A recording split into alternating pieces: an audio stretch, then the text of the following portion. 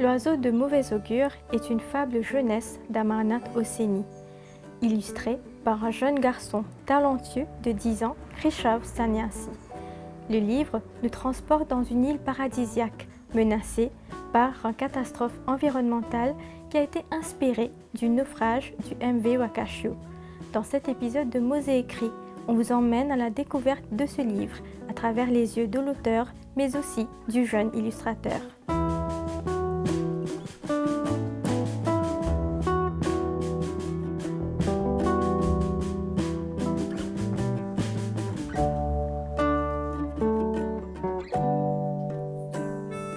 Est-ce que tu peux nous raconter quel genre de livre tu aimes lire, quel genre d'histoire tu es passionné par? J'aime lire des livres de dinosaures parce que je suis passionnée d'archéologie et paléontologie. Et j'aime lire un peu des livres d'aventure et les robots, fabrication, tout ça.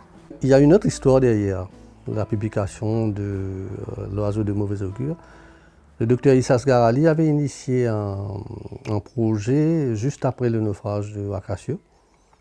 Il avait réuni des auteurs, et des peintres et des illustrateurs pour faire un recueil de textes et d'illustrations concernant justement ce problème de Wakashio. Et à l'époque, je me rappelle bien, il nous avait contacté, un peu stressé aussi, mettre sous pression pour qu'on puisse écrire. J'avais soumis le texte, justement l'oiseau de mauvais augure, et ça a été publié dans les environs de 2020. Dans un deuxième temps, il y a eu une rencontre. J'étais en dédicace à Phoenix, et la maman de Krishav vient me voir pour dédicacer un livre pour Krishav. On ne se connaissait pas.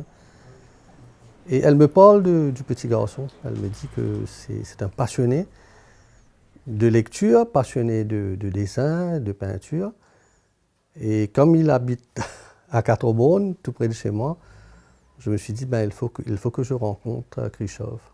Ça a été fait. Et là, je découvre au fait le petit garçon qui est là, qui est passionné. Il montre sa passion tout de suite. Il avait même fabriqué un robot à partir du livre que j'avais dédicacé, C34, le petit robot. Et là, je me suis dit que c'est un garçon qui mérite d'être valorisé, qui mérite d'avoir une plateforme pour s'exprimer. Et puis après, en rentrant chez moi, j'ai réfléchi par rapport à l'éventuelle participation de Krishav dans un album. Et là, je pense tout de suite au texte, L'oiseau de mauvais augure. Je me suis dit, ça a été déjà publié. Et j'en parle à Issa Sgarali, il me dit, oui, ce serait une bonne idée d'en faire un album. Et là, je sollicite Krishav, je lui dis, est-ce que tu peux illustrer un texte? J'envoie le texte avec quelques indications, des situations à illustrer. Et en moins d'une semaine, il m'envoie des personnages. Donc, surprise, il m'envoie les personnages, je découvre moi-même, parce que même si j'avais écrit le texte, je redécouvre à travers les illustrations de Krishav. Et là, je me dis, on est bien parti. Je vais aller voir l'éditeur, M. Yashvina Samal des éditions de l'Océan Indien. Je lui parle du projet, lui aussi il est tout à fait emballé, il me dit oui, allons-y. Et là, je demande à Krishav de continuer les illustrations, de parfaire, de terminer. Et en moins d'une semaine, encore une fois, il m'envoie presque le lot d'illustrations. Je vais tout de suite aller voir M. Assamal, je lui montre les illustrations. Et voilà comment le projet débute. Et comment est-ce que tu as ressenti lorsque M. Hosseini t'a proposé d'illustrer son livre L'oiseau de mauvais augure? J'ai pensé ça va être une grande opportunité pour moi. Donc j'ai dit à M. Amarnath que je voudrais bien essayer. Et ensuite j'ai imaginé comment faire et il m'a envoyé son texte. Ensuite, je l'ai lu et j'ai compris que ça parlait du naufrage du Wakasho et quels dégâts que ça a causé. Ensuite, j'ai cerné les personnages et j'ai envoyé à M. Amonat pour qu'il valide. Mais seulement, il y avait quelques petits personnages que je ne savais pas encore qu'est-ce que ça veut dire.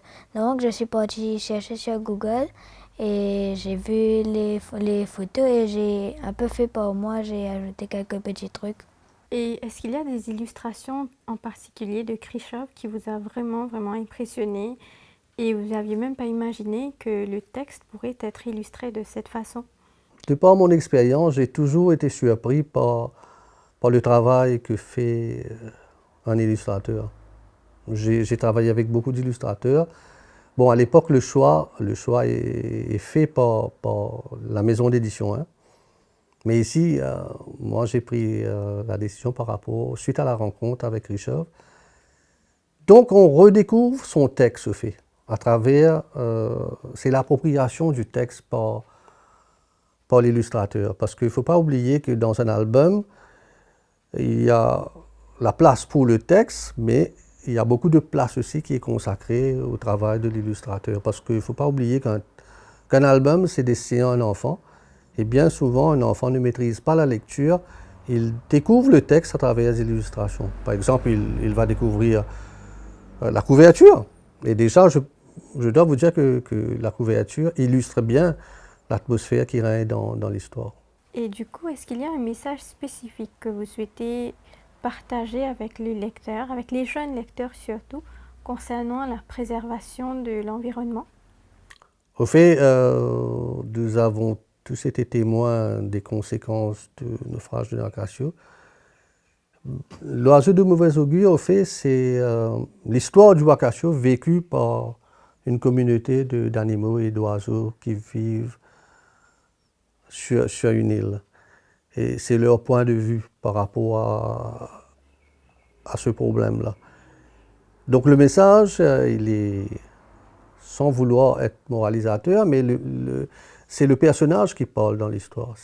À 10 ans, illustrer un livre, c'est pas évident. Est-ce que tu as fait face à des difficultés durant ce projet? La seule difficulté que j'ai eue, c'est comment j'aurais pu rendre les personnages un peu plus vivants comme si des dessins animés. Et est-ce que ça a été un défi pour vous d'équilibrer la réalité de ce qui s'est passé et rendre l'histoire engageante pour un public jeune? Donc moi, je suis, allons dire, spécialisé dans la littérature jeunesse. Et lorsque j'écris, je m'adresse à un enfant. Donc pour arriver à le faire, il faut se mettre dans la peau d'un enfant, se mettre à son niveau de compréhension. Il faut que j'utilise des mots simples et que ce soit très visuel aussi au niveau de la description. Donc je pense que dans ce texte, parce qu'il faut dire aussi, lorsqu'on écrit un texte, on s'inspire de ce qu'on a vu, de ce qu'on a entendu. Et à ce moment-là, ça facilite l'exercice d'écriture.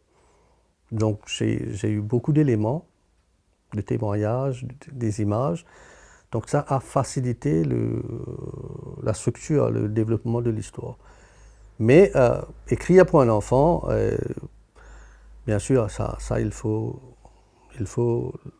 tout au long de l'écriture se focaliser là-dessus, se dire qu'on s'adresse à un enfant.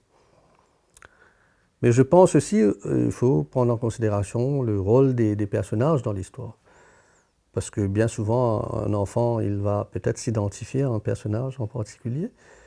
Et le message va passer beaucoup plus simple à passer à travers l'action, les paroles du personnage. Et justement, dessin animé, on parle de ton art, on parle de tes illustrations. Est-ce que tu peux nous expliquer qu'est-ce qui t'a poussé à consacrer autant de temps à la peinture, etc.?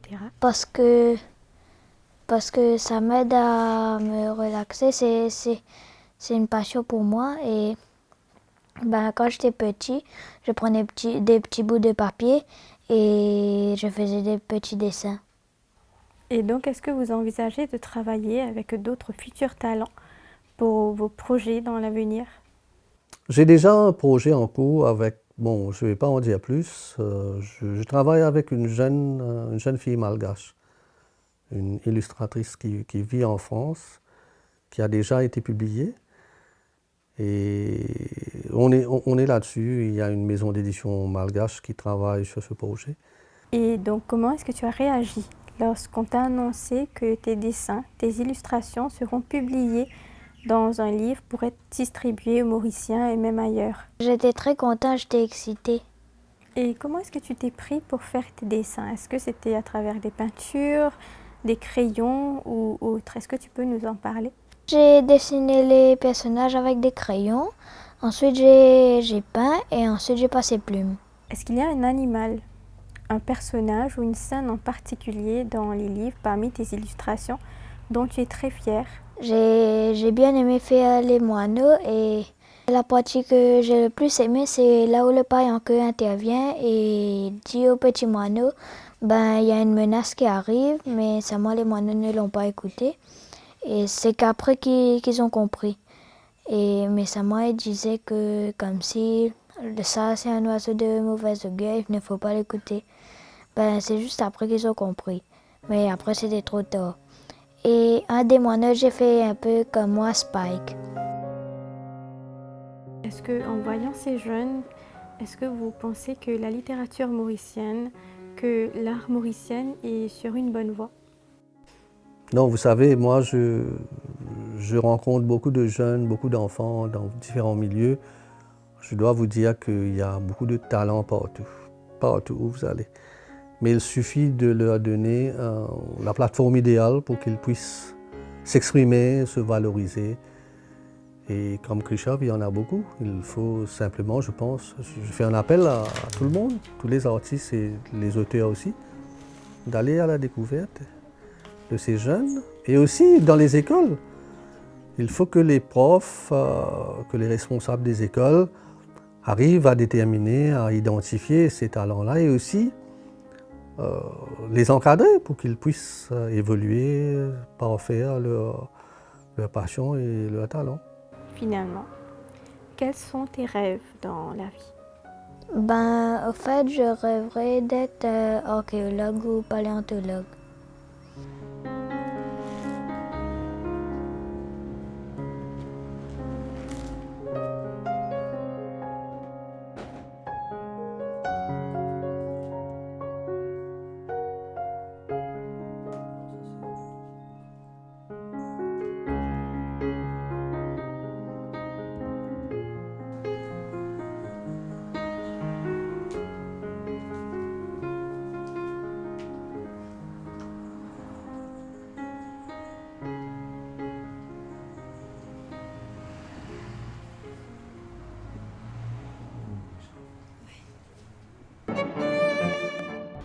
L'une des principales reproches des fans a été le vieillissement des personnages, altérant les dynamiques et les relations établies dans les livres. La réception mitigée, tant sur le plan critique que commercial des films, a laissé les fans aspirants à une adaptation fidèle, capable de rendre justice aux personnages bien aimés et aux intrigues complexes. I'm used to the world feeling weird to me, like a puzzle with half the wrong pieces. But lately, it all feels different somehow. En réponse à l'insatisfaction des films, il y a eu un nouvel espoir pour les amateurs de Percy Jackson, une adaptation télévisée. Rick Riordan, avec sa femme Becky Riordan, a annoncé en 2020 qu'il travaillait avec Disney+ pour développer une nouvelle série qui est des fans de Percy Jackson, impatientes de voir leur demi-dieu préféré prendre vie d'une manière qui rend hommage à la brillance de la création littéraire de Rick Riordan. The father needs your help. The master bolt has been stolen. If you don't return the bolt, there will be war. That is your quest. I know it sounds daunting, but you won't be alone. A quest is always undertaken by three. Demigods process reality differently. We gotta figure out what you're good at. Could I try again? No! There's no place for me here. You still don't get where you fit into all this. We were sent on a quest by the gods. What do you think, it would be easy? Demigods, welcome.